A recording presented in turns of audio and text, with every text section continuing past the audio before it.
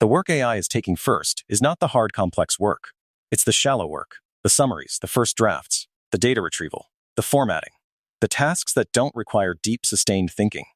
That sounds like good news, and in one sense it is. But it creates a problem.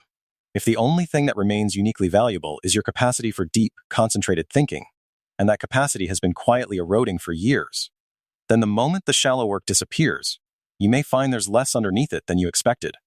This isn't about panic. It's about an honest look at what's happening to cognitive ability in an age of constant, engineered distraction. Here's a number worth sitting with.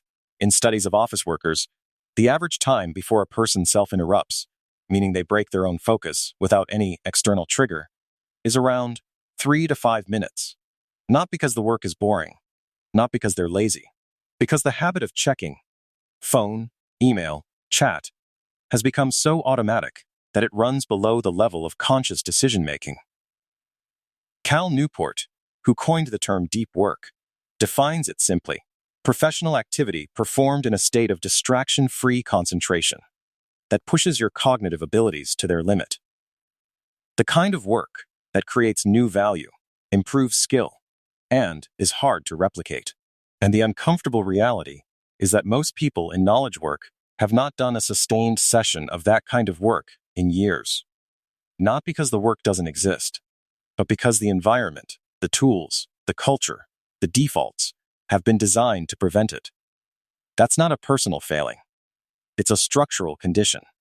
But understanding the structure is what lets you do something about it. Let's walk through the mechanism. 4 steps. Each one causes the next. Step 1. The distraction economy is not a side effect. It's the product. Every major platform, social media, news, messaging apps, is optimized for one thing: time on platform. And the most effective way to maximize time on platform is to trigger what behavioral researchers call variable reward, unpredictable, intermittent signals that may or may not carry something meaningful. The same mechanism that makes slot machines compelling. Your brain learns, at a neurological level, to keep checking. The checking becomes involuntary. This isn't metaphor. The dopaminergic pathways involved in addiction overlap significantly with what's activated by notification behavior. Think of it this way. You didn't develop a short attention span because you're undisciplined. You developed it because you were trained, systematically, by systems that profit from your attention being fragmented. Step 2. Fragmented attention degrades cognitive depth, not just in the moment, but structurally. This is the part people underestimate. It's not just that you can't focus right now. It's that repeated interruption, over months and years, reshapes how your mind works. Research on cognitive load suggests that task switching, even brief mental checks, carries a residue. Your mind doesn't fully return to the previous task for up to 20 minutes after an interruption. And when interruptions come every 3 to 5 minutes, full recovery never happens. You're always operating in a state of partial attention. Over time, the capacity for sustained focus atrophies, not permanently, but meaningfully. It becomes effortful in a way it didn't used to be. Step 3. AI makes shallow work cheap, which redefines what skilled work means. Now that you understand the attention problem, here's why that matters for what's happening in the labor market. The tasks AI handles most effectively, summarizing, drafting, retrieving, reformatting, pattern matching against known examples, are all cognitively shallow, in the sense that they don't require sustained concentration, novel reasoning, or creative synthesis under uncertainty. These are also, not coincidentally, the tasks that fill most of the working day for most knowledge workers. As those tasks get delegated to AI, the remaining work is, by definition, the work that requires deep thinking, strategic decisions under ambiguity, original research, complex writing that requires genuine understanding, synthesis across disciplines, judgment calls that can't be reduced to pattern matching. Deep work isn't just one part of the job. It becomes the job. Step 4. Scarcity creates value, and deep focus is becoming scarce. But here's where most people get stuck. They assume that because deep work is valuable, people will naturally gravitate toward it. That's not how this works. The same forces that created the attention problem haven't gone away. If anything, the number of AI-assisted tools, notifications, and ambient digital demands is increasing, not decreasing.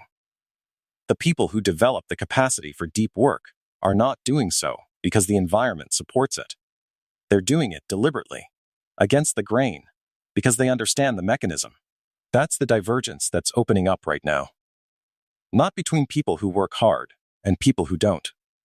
Between people who understand what concentration is worth and are willing to train it, and people who don't.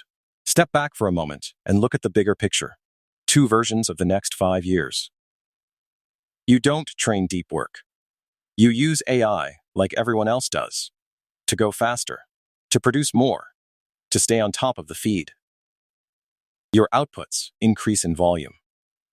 But the quality ceiling stays roughly the same, because the thinking underneath them hasn't changed.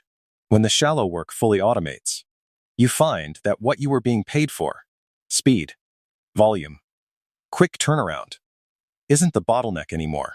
You're competing on thinking. And you're not sure when the last time was that you practiced that seriously. Or, you understand the mechanism. You start treating focused time as a trainable resource, not a personality trait. You use AI to clear the shallow work aggressively, to get it out of the way. And with that time, you do the work that genuinely requires you. The original thinking, the synthesis, the decisions that require sitting with complexity for longer than feels comfortable. Your rate of skill acquisition accelerates. The gap between your outputs and average outputs, AI-assisted average outputs, becomes visible and legible to people who commission work. The difference isn't talent. It's not even effort. It's an understanding of what's actually being competed on. One mental model, not a list of tips. Think of deep work as a muscle, not a setting. Most people approach focus the way you would approach turning on a light switch. You either have it or you don't, in a given moment.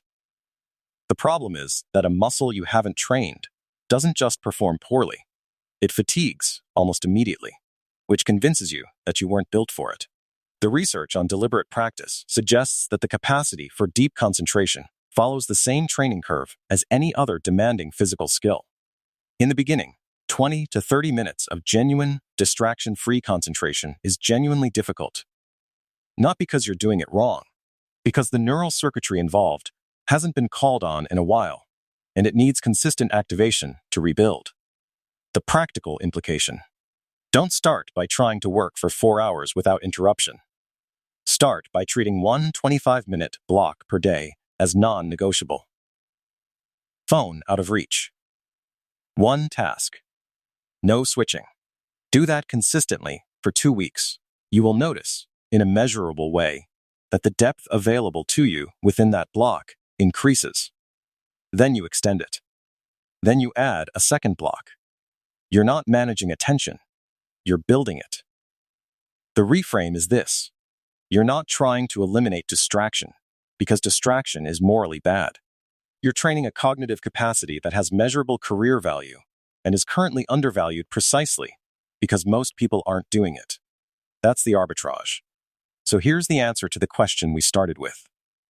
Attention is being hollowed out because it's profitable to hollow it out. AI is accelerating the value of what remains when attention is protected. And the people who understand that and train accordingly will have a compounding advantage that's hard to catch up to later. Not because they worked harder, but because they understood the mechanism earlier. The compressed insight. Deep work is rare. It's getting rarer. And it's becoming the primary thing that determines output quality in a world where the shallow work is automated. But that raises a question this video doesn't answer. If you do build the capacity for deep work, if you can sit with a hard problem for 2 hours without checking anything, what do you actually do with that time? What kinds of work are genuinely worth concentrating on? And which ones will AI handle better than you, regardless of how focused you are? That's the question of skill selection, and it's where the real architecture decisions get made. We'll go into that in the next video.